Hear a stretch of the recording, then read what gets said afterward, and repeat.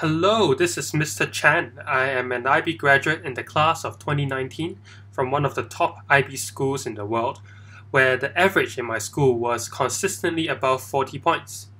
IB Language and Literature is one of my strongest subjects, and I also won the subject awards for earning the highest scores in IB English in my school.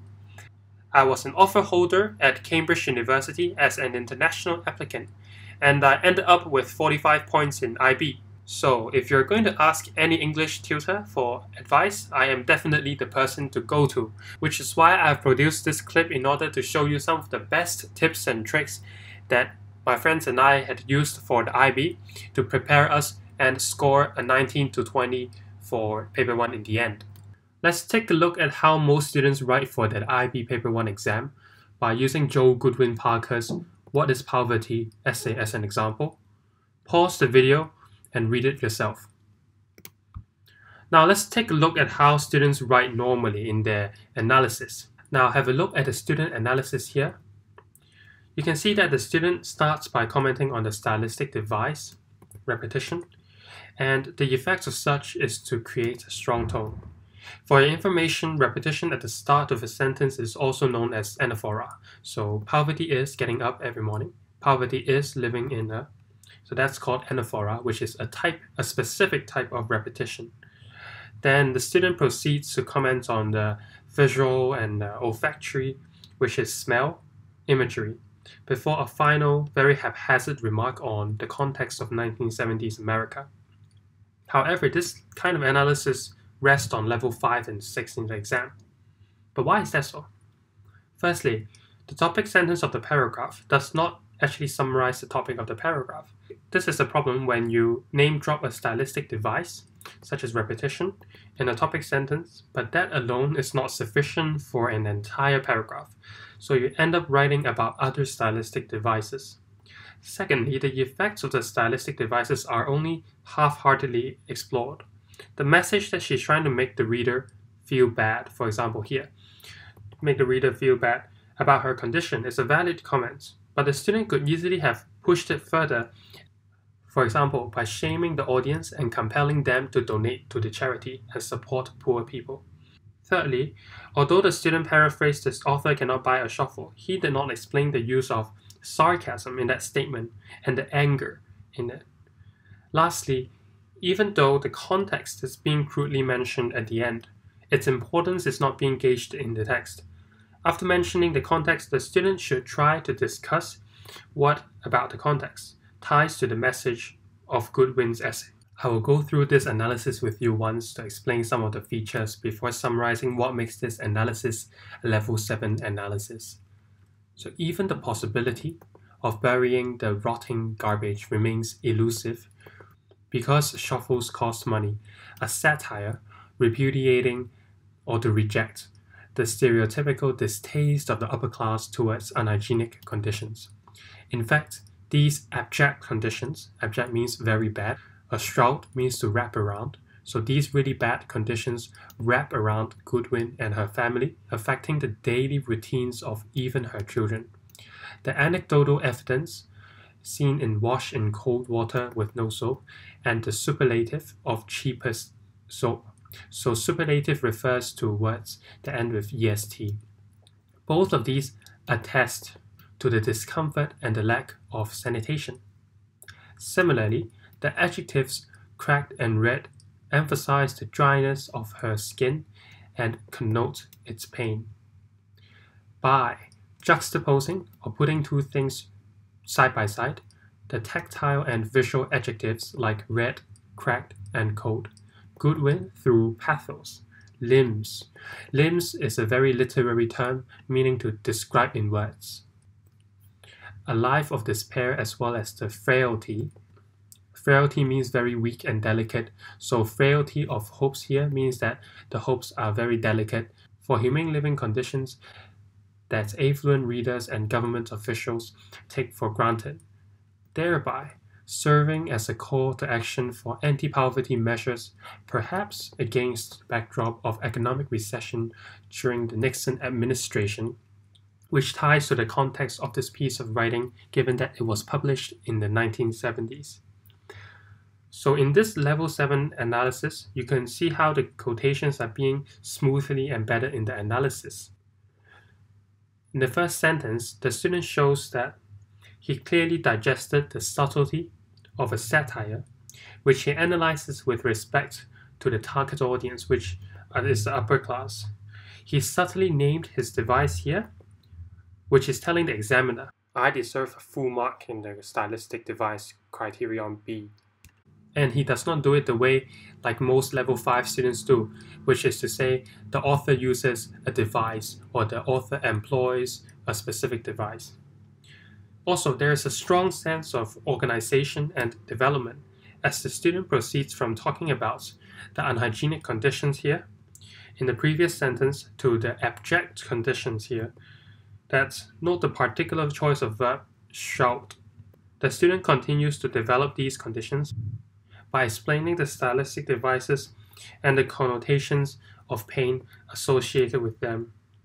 Because the student starts the sentence with by, there is a strong sense of argument in his writing. When discussing the purpose, the student also does not forget to support the purpose of Goodwin's essay with her target audience, which are the affluent readers and government officials.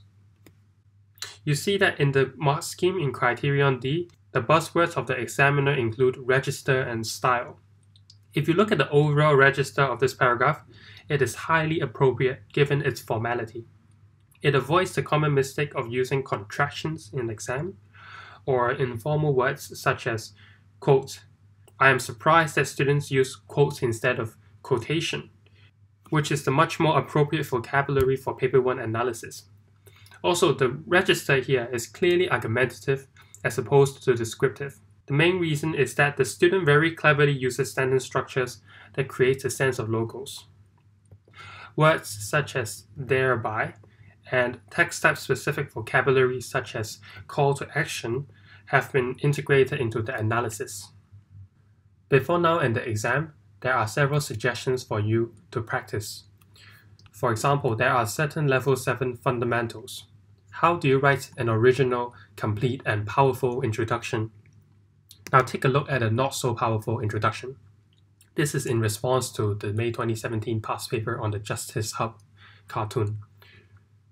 If you take a look at this, justice is the cornerstone of a functional society and elections are of paramount importance to uphold it. So the student begins with a hook, and then this text is an infographic, so that's the text type, published by Justice Hub, the publication context, as well as the temporal context, which is the time, the month, and the year. Its primary purpose is to explain how the ICC judge election works in an interesting way.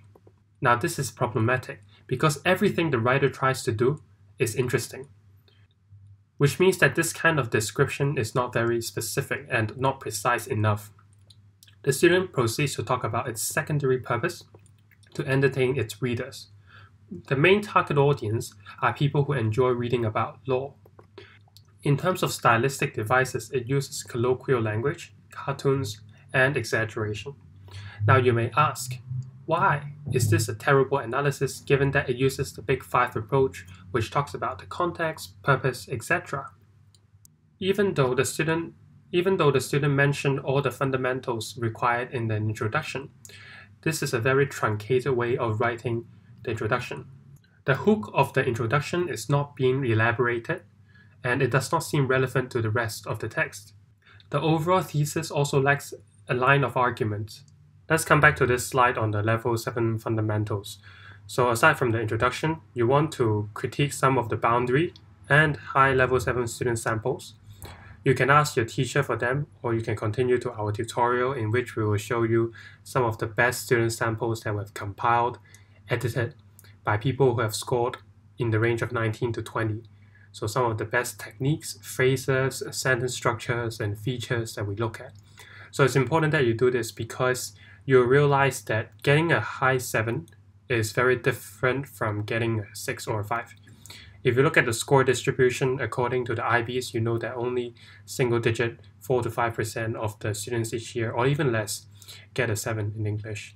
And you could expect that a lot of native speakers, they take English language A. So you're competing with people who presumably have perfect grammar, and yet they still don't get a 7, because getting a 7 doesn't really reflect your ability in English. I'll say that it more reflects your ability to write for the exam, because academic writing is very different from the usual types of writing. You need to practice it very intentionally.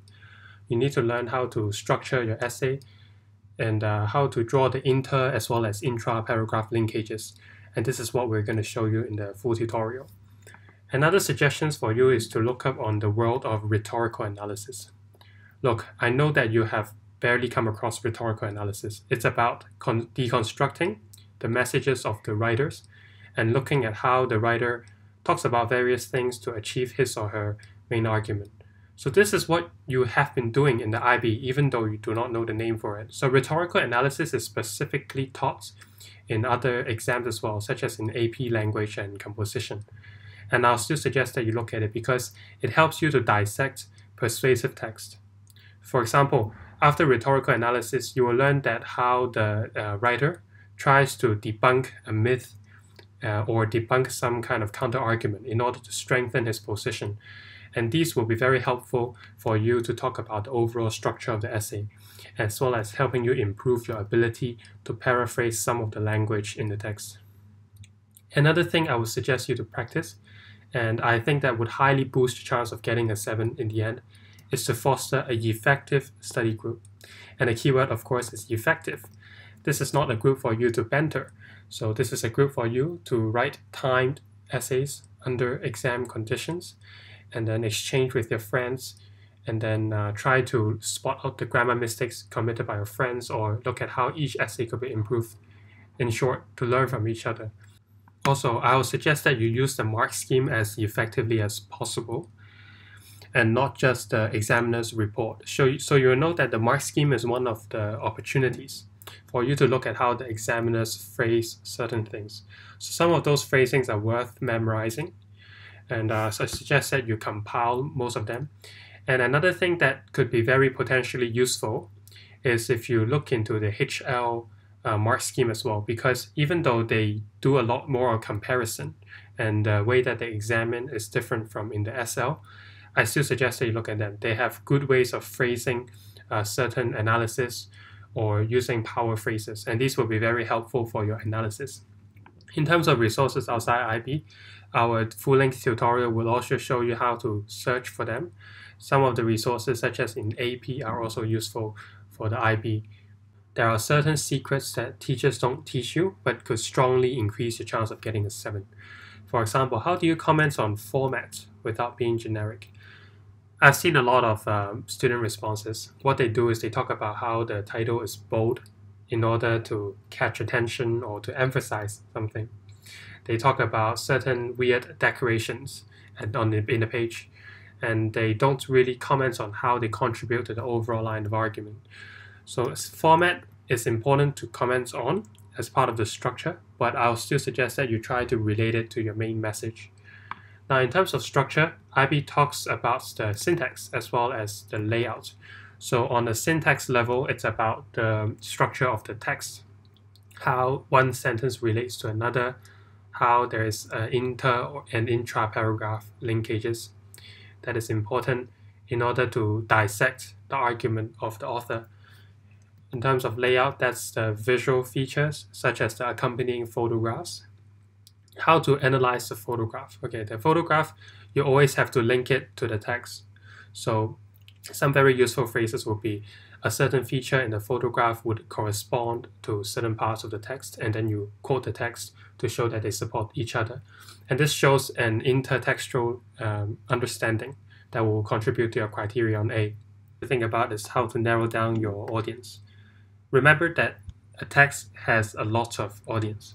So on a more basic level, if it's about science, you could talk about people who are interested in science, accomplished scientists, for example, or just laymen who are interested. A lot of times, these audience are very straightforward and basic, but they won't really take you to a level 7. You want to think about the potential implications of things being mentioned by the authors. And sometimes ideological viewpoints will help you as well. So if it's a text about patriarchy at workplace. It could be someone who is trying to put forth a feminist argument. So audience could include potential feminists, or maybe men who are more careless at the workplace, or even government in order to reform certain workplace policies in order to earn the rights of women. So these are some ways of thinking about the audience, who are people in favor of or against the viewpoint of the author. There's another top student strategy to Criterion A, I'll just briefly talk you through, which is on the alternative interpretations. So as the name suggests, it's about looking at the same audience in different ways, deriving different explanations of the text.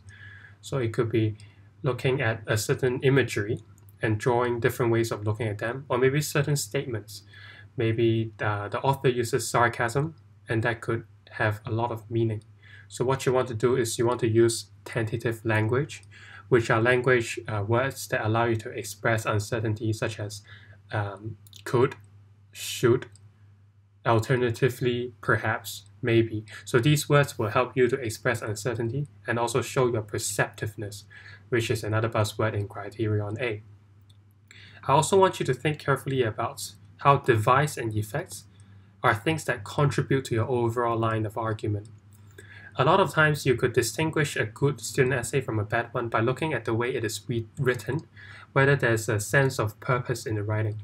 So good writing, you need to be aware that these devices and effects are there not for the sake of being there. They are there so that they help the author to deliver a point. And so when you're writing, you need to cite these evidence in order to support your overall line of argument. But that also means that your line of argument is more important than these evidence. And when you have this mindset, you'll realize that your essay will flow a lot more appropriately and also abide by the stance or the viewpoint of your thesis statement. In the full tutorial, we will show you some examples of how this could be achieved by using certain sentence structures or by adopting certain registers or ways of writing. Another obvious suggestions, if you have not already searched for, would be the use of analytical verbs or words to replace use. So I want you to be aware that there are a lot of subtleties with the use of these analytical verbs, which students use incorrectly. So demonstrate is different from illustrate. For example, illustrate is more about photographs or images showing something. Another synonym of illustrate could be depict. And then also you want to learn how to use these words properly, like infer, imply, epitomize, symbolize, satirize, characterize.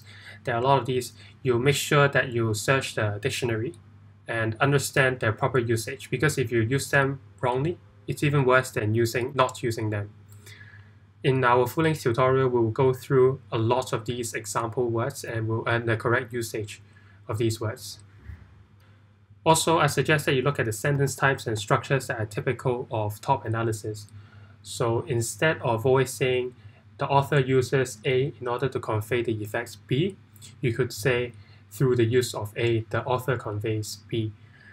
And the more varied it is, the more evidence you show the examiner that you deserve the top score in the Criterion D.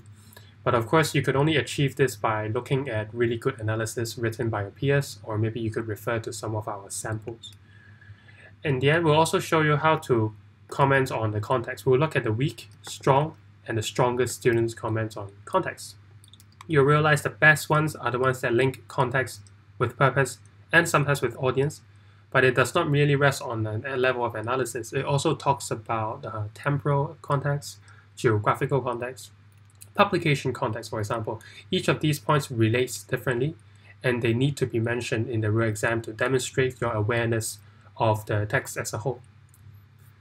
We will show you some examples of how to write a conclusion. I'll suggest that you look into how a strong conclusion is written that does not just repeat the introduction, which is the conventional way that teachers tell their students. No, okay? Conclusion does not just repeat the introduction. Conclusion also does not just express your feelings. Sometimes expressing your feelings is a sign of a very weak student. For the purpose of the tutorial, I will also tell you about some of my personal preferences and experience that I set with the exam, some of the exam tips that I could offer you with regards to timing, choosing the right passage, the mindset I had, and ultimately how I prepared between the study leave and actual exam. We will show you some of the perfect paper 1 introductions. We will show you some of the perfect paper 1 essays that have been carefully edited by our team of 45 students and students who have scored high 7 in English that you could trust and rely upon. So we hope that these paper 1 samples could be of very good reference for you. So here's about the story of how we did it. So how as a team we got high 7 in the end. So right from the very start, I knew that each point in paper 1 is worth a lot. I have always known that each point in paper 1 is worth more than a point in paper 2 because it is scaled up. So I always prioritized my paper 1 because I had a conditional offer that required a 7 in English, and I knew that I cannot lose a 7 in English. I was also very desperate because I realized that the study guides I purchased on the internet, the tuition out there, as well as some of the journals on writing. So I even checked out some of the academic journals on how to write literary analysis, even more so for paper 2. But frankly, these really did not help me with paper 1 specifically because paper 1 text is very specific to IB. It is multimodal, so it has both text and both visuals, which means that you have to learn how to analyze the best of both worlds, how to relate them together. And the requirements of IB just didn't match completely with other exam boards. So this means that I had to work very hard and I was very helpless with the lack of resources out there for paper 1. Even though my school's IB average is about 40 points consistently every year, English is still far from being consistently certain or solid in 7. And because English is so volatile, my friends and I began to form a lot of study groups. And my friends found some of the tuition services provided were very inadequate. We didn't trust a lot of tutors out there because the tutors themselves probably didn't sit through the IB. And a lot of them are examiners who probably know how to teach English, but they don't know how to teach writing specifically for the paper 1. A lot of the tutors would just teach their students the generic stuff about, let's say, the Big Five approach, certain acronyms to use, or some how to name drop certain devices without really teaching you how to analyze the bulk of it. Especially the acronyms. They will teach you how to analyze, let's say, the atmosphere, the tone, and then some of the literary devices. But they don't actually show you how to do it. And what we needed were some of the perfect essay examples, which the examiners couldn't provide us a lot of the times. So frustrated, my friends and I began to form some effective study groups. We gathered all the resources from thousands of dollars paid for different tuition because each of us attended different tuition centers. And in the end, we were able to achieve final scores in the range of 19 to 20, which you could tell from here is high 7s, which shows that these methods do work. The resources that we have compiled, the methods that we have figured out through the lot of money wasted for tuition and learning how to do it was worth it in the end because we have discovered methods that worked for us, and we hope to share them with you through this 6-hour-long tutorial. In the 6-hour tutorials, they are being broken down into 3 2-hour clips, and each clip has been carefully time-stamped according to the topic. So you could skip ahead to, let's say, look at the introduction, look at the conclusions, look at the context, specific advices, analytical verbs, tentative language, or you could also rewatch certain parts based on the timestamps. These will be a set of videos shared via the YouTube on private videos, which is why we will need your email address to access those videos. We will also critique the top student samples that our team has carefully prepared. We will also look at samples that aren't so top and talk about how they could be improved further. For example, I'll show you examples of how to write good introductions. I'll show you the high level 7 student samples, how to look into rhetorical analysis, some examples of rhetorical analysis in paper 1 past papers, and we will also show you how to comment on format.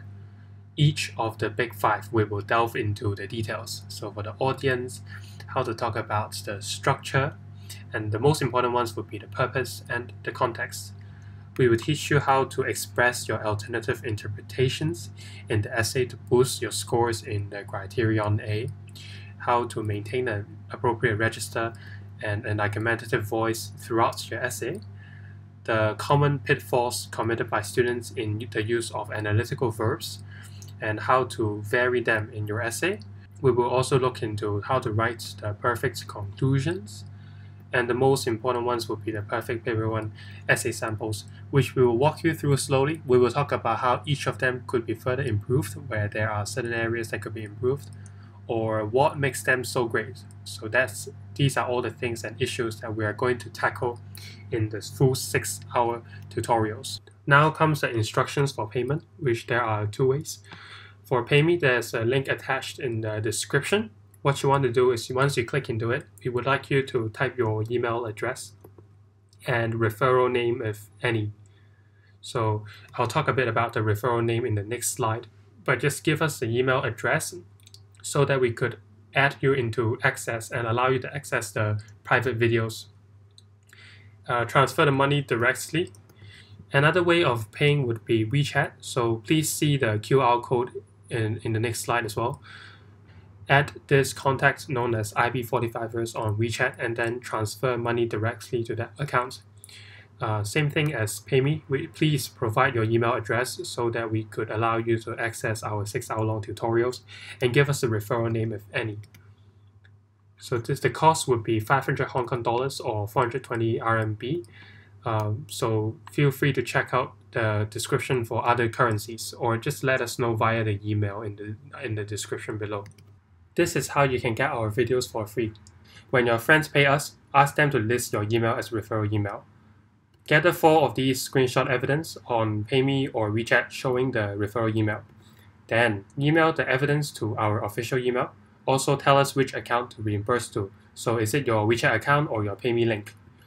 Note that only 1 referral email per payment is allowed. And then, for example, in the PayMe, where you transfer money, type your email. This is where you can access our video. Okay, this is the account you log into in order to watch those videos. Referral would be the friend who introduced us to you. This is our QR code and PayMe link. That being said, we hope that this video was very helpful for you. Don't forget to drop a like. We wish you all the best in your final exam. Remember that paper 1 is all about how you write, not about your English level. If you master those techniques, that will help you to achieve a 7. Good luck!